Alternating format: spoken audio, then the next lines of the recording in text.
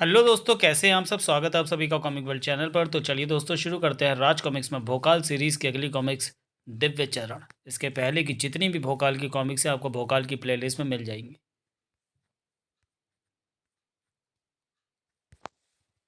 सदियों से अंधकार में डूबी हिमालय में स्थित यह कंदरा आज दिव्य प्रकाश से जगमगा उठी थी।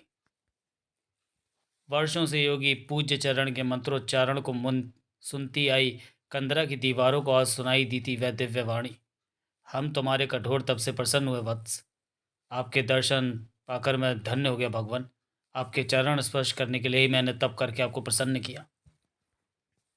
भगवान विष्णु के चरण छूने के लिए योगी पूज्य चरण ने आगे बढ़ना चाहा तो आ उसके पैरों ने उसका साथ नहीं दिया। वर्षों से शूल पर खड़े रहने के कारण हिलने लायक भी नहीं रहे उसके पांव। आह! आंसू और बेबसी से भर गया योगी पूज्य चरण का चेहरा। आह! मेरे चरणों ने मेरी वर्षों की तपस्या को व्यर्थ कर दिया। कितना विवश कर दिया मेरे चरणों ने मुझे। आप मेरे सामने और मैं चलकर आपके चरण भी स्पर्श नहीं कर सकता। आह! निस्वार्थ भाव से की गई तुम्हारी तपस्या व्यर्थ नहीं जाएगी बस। अगर तुमने अपने चरणों से चलकर ही हमारे चरण स्पर्श करना चाहते हो तो हमारी ये शक्ति तुम्हारे चरणों में नए प्राण फूकेगी और साथ ही उनमें डालेगी ऐसी शक्ति कि तुम्हारे साधारण चरण बन जाएंगे दिव्य चरण। लेखक संजय गुप्ता, संपादन मनीष गुप्ता, चित्रांकन कदम स्टूडियो। विष्णु भगवान ने मुझ पर कृपा करके मुझे जो वर दिया उसका लाभ सबसे पहले विकास नगर के राजा विकास मोहन को मिलना चाहिए। वर्ष हमारे चरणों की निस्वार्थ सेवा की है उसने। एक पत्थर पर अपने आगमन की सूचना लिखकर योगी दिव्य चरण ने उसे अपने पाँव के अंगूठे से छू दिया। इसी के साथ किसी पक्षी की भांति हवा में लहरा उठा वह पत्थर और जा गिरा सीधा विकास नगर के राज दरबार में। ओह! ये पत्थर राज दरबार में किसने फेंका? इस पर तो कोई संदेश लिखा है। भोकाल ने पत्थर पर लिखा संदेश पढ़ना आरंभ किया। पुत्र विकास मोहन, हम अपने दिव्य चरणों से तुम्हें और तुम्हारे राज्य को सुख समृद्धि का आशीर्वाद देने राजधानी आ रहे हैं। योगी दिव्य चरण और योगी पूज्य चरण। दिवंगत महाराज के लिए अति सम्मानीय थे योगी दिव्य चरण। उनका आशीर्वाद संपूर्ण विकास नगर को खुशहाल बना सकता है। उनके स्वागत की तैयारी की जाए। बहुत कम समय है भोकाल, इसलिए हम चाहते हैं सारी तैयारी तुम्हारी देखरेख में हो। जो आज्ञा महारानी। योगी दिव्य चरण के स्वागत की तैयारियां आरंभ हो गई। भोकाल न सिर्फ उनकी देखरेख कर रहा था बल्कि उन्हें पूरा करने में अपना सहयोग भी दे रहा था।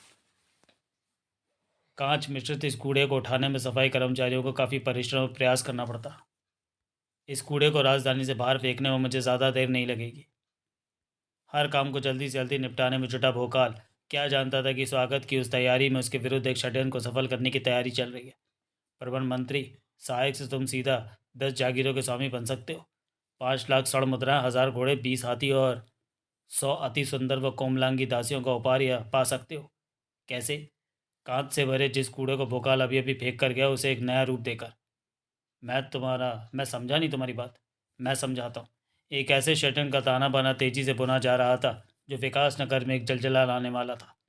हमारे आगमन की सूचना पाकर राजा विकास मोहन ने हमारे स्वागत का पूरा प्रबंध किया लगता है।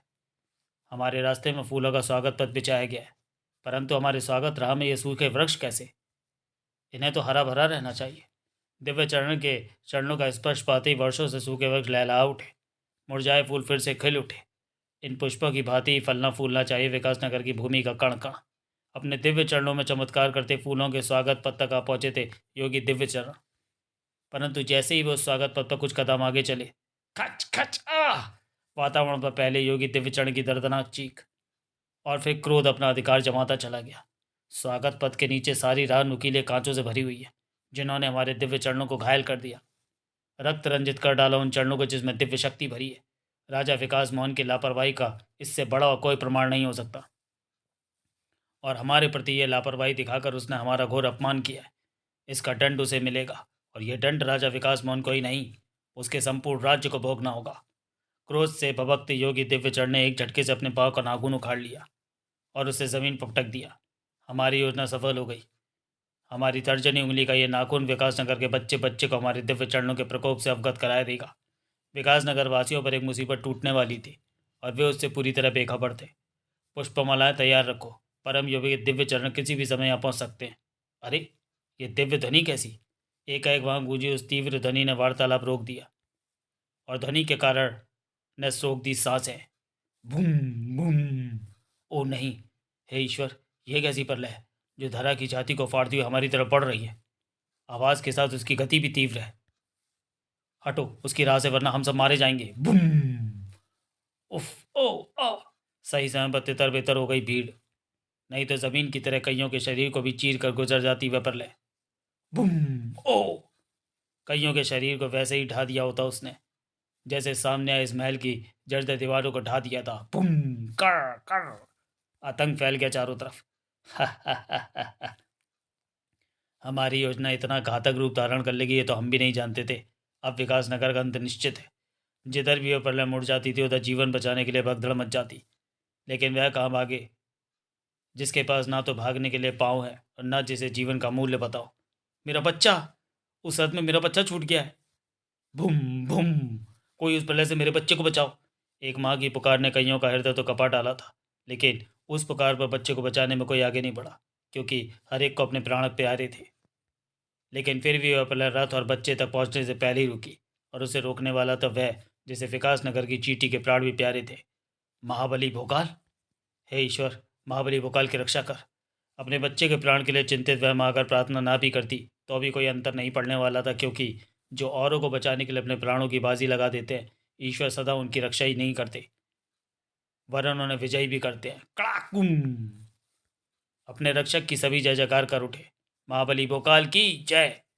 जबकि क्रोध से सूखे पत्ते की तरह कांप उठे योगी दिव्य चरण। लगा लो अपने रक्षक का जयकारा, परंतु जयकारा बोलने के साथ साथ त्राहिमाम बोलने के लिए तैयार रहो, क्योंकि हमारे चरणों के इस महल के रूप में प्रलय विकास नगर पर बरसने वाली है,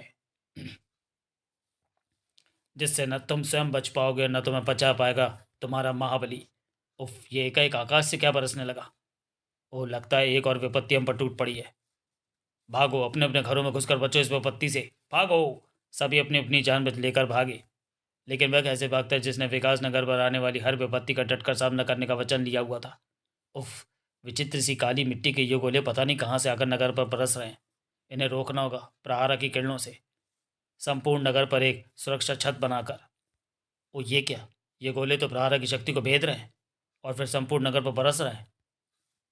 इसका तात्पर्य इस विपत्ति से यहीं खड़े होकर निपटने की सोचना मूर्खता है। इसे रोकना है तो मुझे शीघ्र इन गोलों के उद्गम स्थान पर पहुंचना होगा। एक ऊंची छलांग लगाकर पास ही खड़े घोड़े पर सवार हुआ भोकाल और उसे तूफान की गति से एक तरफ दौड़ा दिया। ये गोले पश्चिमी दिशा में आ रहे हैं। निश्चय ही इनका उद्गम स्थान उधर ही कहीं होगा। उफ! इन गोलों की मारक क्षमता के साथ साथ इनकी गति व संख्या भी बढ़ती जा रही है। इसका मतलब मैं सही दिशा में हूँ, बढ़ रहा हूँ। उन गोलों के भीषण तूफान ने भोकाल को घोड़े पर नहीं बैठे रहने दिया, लेकिन गिरने के साथ ही उसे पीड़ा का कम और आश्चर्य का ज़्यादा अनुभव हुआ। ओह! नगर के बीचों बीच स्थित विचित्र मिट्टी के इस पर्वतानुमा ढेर से ही ये गोले बनकर नगर पर बरस रहे हैं। इस पर्वत को नष्ट करके इस गोले की वर्षा को रोका जा सकता है। उफ! कई गोलों की मार ने भोकाल को आश्चर्य के सागर से निकाला और वर्तमान के धरातल पर लापटका। ओह! विचित्र मिट्टी के उस पर्वत को देखने के चक्कर में ये भूल गया कि उससे बरसते हुए गोले मुझे अपने नीचे दबाकर मेरा अस्तित्व समाप्त करने के प्रयास में। लेकिन ऐसा नहीं होगा, क्योंकि मेरे साथ है विकास नगर की समस्त प्रजा का विश्वास और महागुरु भोकाल। वह नाम पुकारते ही भोकाल के शरीर में आ गई थी अद्भुत शक्ति और हाथ में आ गई थी वह प्रलंकारी तलवार, चिंग चिंग, जिसमें बसी थी वह विलक्षण ज्वाला शक्ति, जो संकट के बड़े से बड़े पर्वत से टकराकर उसे ध्वस्त करने और उसे धूल बनाकर धरा पर बिछा देने में सक्षम है। साए! लेकिन संकट के उस पर्वत को धरा पर बिछा देने वाला वह महाबली क्या जानता था कि किसी का क्रोध अभी भी सातवें आसमान की ऊंचाइयों को छू रहा है। बहुत खूब भोकाल, महल की प्रलय को तो तूने रोक लिया, परंतु क्या तू रोक पाएगा बढ़ते हुए इन चरणों को, जो इस धरा से टकराएंगे तो विकास नगर में आएगा भीषण धाड़, जल जला, गड़गड़। ओह! ये क्या, धरा में एकाएक ये तीव्र कंपन कैसा हुआ। ओ एक बार फिर एक के बाद एक संकट विकास नगर को अपना निशाना बना रहे हैं। क्या हो रहा है ये, कौन कर रहा है ये सब। भोकाल का चेहरा परेशानी से भरा था, जबकि इन षड्यंत्रकारियों के चेहरों पर मौजूद थी हीरे की चमक को मात करने वाली चमक। हा हा हा हा हा! योगी दिव्य चरण के खड़े किए पिछले संकटों को तूने जैसे तैसे समाप्त कर दिया भोकाल, लेकिन अब तेरे समाप्त होने का समय आ गया है, क्योंकि इस समय अपने क्रोध से प्रलय मचाने में जुटे हैं स्वयं योगी दिव्य चरण, जिनके चरणों ने इस समय धर रखा है विशाल वामन पग का रूप। धाक भागो! हाँ भागो, परंतु मात्र इसी स्थान से नहीं, समस्त राज्य से, क्योंकि विकास नगर की धरा के कण कण को अपने दिव्य चरणों के तले रौंदने का निर्णय ले लिया है हमने। रोकिए अपने पगों को। परम योगी पूज्य चरण, आप तो अपने आशीर्वाद से हमारा हित करने आए हैं, फिर ये विनाश लीला का प्रदर्शन क्यों? जो अपनी शक्ति और समृद्धि के घमंड में चूर होकर किसी का भी अपमान करने से नहीं हिचकते, उन्हें किसी का आशीर्वाद नहीं, विनाश ही मिलता है। रुक जाइए ऋषिवर, हो सकता है अनजाने में हमसे कोई ऐसी भूल हो गई जिससे अब आपने स्वयं को अपमानित महसूस किया। मैं उसके लिए आपसे क्षमा मांगता हूँ। पड़कम, तुम्हारे क्षमा मांगने से हमारा सम्मान वापस नहीं लौट आएगा। हमारे दिव्य चरणों में जो घाव हुए वे भर नहीं जाएंगे। पड़बुम। अब खड़ा न रहा भोकाल, लपक कर थाम लिया उसने दिव्य चरण का चरण। मुझे बल प्रयोग करने के लिए विवश मत कीजिए ऋषिवर। रोक लीजिए विनाश मचाते अपने चरणों को। हमारे पावन पग को तू अपनी शक्ति से रोक पाएगा? तेरा यह भ्रम तेरे शरीर के हर अस्थि के टूटने के साथ टूटेगा। उफ, ये विनाश तो मुझे रोकना ही है ऋषिवर, चाहे बल से रोकूं या छल से। बेहद फुर्ती से भोकाल ने प्रहार से वह शूल पट्टा बनाया, जिसकी मार से बच ना पाए दिव्य चरण। कच!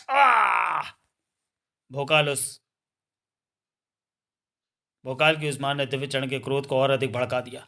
तेरी इन प्रतिक्रियाओं ने हमें बता दिया है कि विकास नगर का नाश हम तभी कर सकते हैं जब तेरा विनाश कर दें। फड़ाक! तेरे शरीर को अपने वामन पग के नीचे रौंद कर उसकी चटनी बना दें। वामन पग के इस प्रहार ने भोकाल को एक बार फिर दूर ले जा फेंका, लेकिन इस बार वह संभल नहीं पाया। जानता है, इन वामन पगों के बल पर कालांतर में भगवान विष्णु ने दो ही डग में संपूर्ण ब्रह्मांड और पृथ्वी को नाप लिया था, और जब तीसरे पग को रखने की जगह नहीं बची तो उसे उन्होंने राजा बलि के ऊपर रखा। राजा बलि तो पवित्र आत्मा होने के कारण वामन पग से बच गया था, परंतु तू नहीं बचेगा दुष्ट भोकाल। उह, मैं अपनी संपूर्ण शक्ति लगाकर भी इस वामन पग को नहीं रोक पा रहा हूँ। तो क्या योगी दिव्य चरण का कहना सत्य हो जाएगा? क्या आज मेरे जीवन का अंत हो जाएगा? भोकाल की शक्ति वामन पग के आगे हार चुकी थी, और अब धीरे धीरे हार रही थी भोकाल की सहन और इच्छा शक्ति। और ऐसा होने का मतलब था महाबली कहलाए जाने वाले भोकाल का अंत होना। क्या वामन पग के नीचे दबकर भोकाल का अंत हो गया? क्या योगी दिव्य चरण के आतंक का अंत हो पाया? जानने के लिए पढ़ें अंत। तो चलिए दोस्तों, वीडियो को यहीं समाप्त करते हैं और मिलते हैं इस कॉमिक की अगली कॉमिक अंत में। तब तक के लिए धन्यवाद।